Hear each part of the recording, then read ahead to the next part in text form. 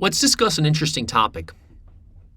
If conflict or war, to be more specific, is good or bad for the economy.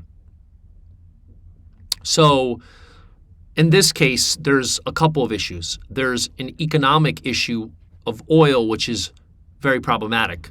But outside of that, if we take that factor out of account, is it going to be a net benefit for the economy? So usually what happens during war is defense production goes up substantially. So there's more individuals working in factories to produce those factories. So for example, during World War II in the United States, since it was not fought on U.S. soil, it created a boon for the economy because of the fact that there was men fighting abroad, and then a lot of women actually worked in the factories to produce the goods. So it created very, very low unemployment.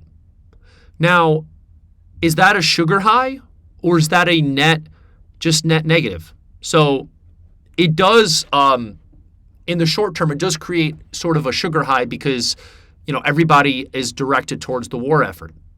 In the long term, there could be positive or negative reverberations. So number one, many of those weapons that could be are probably going to end up being destroyed at some point, possibly, right?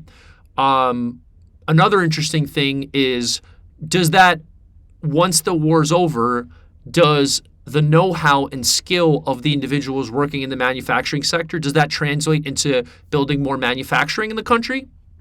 That could be a positive. In terms of negatives, right, what happens generally is there could be more powerful political divisions that could turn violent. So that's clearly not good for the economy.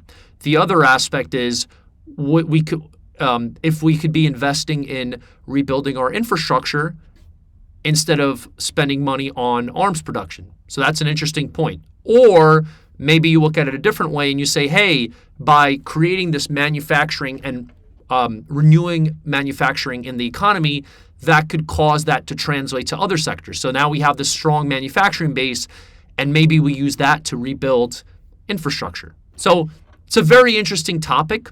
Of course, it's you can't look at it without the the moral aspect or the social aspect of it. But if you try to just look at it with an economic lens, outside of the oil, there could be arguments, pros and cons. I mean, a lot of people claim that what got the U.S. out of the Great Depression was World War II. It wasn't FDR's New Deal. So it's arguable. Did FDR's New Deal begin to fix it, or was it just exclusively World War II? And of course, that's going to be it was exclusively fought on foreign soil. Now there is an interesting aspect with oil that could throw a wrench in all this, right?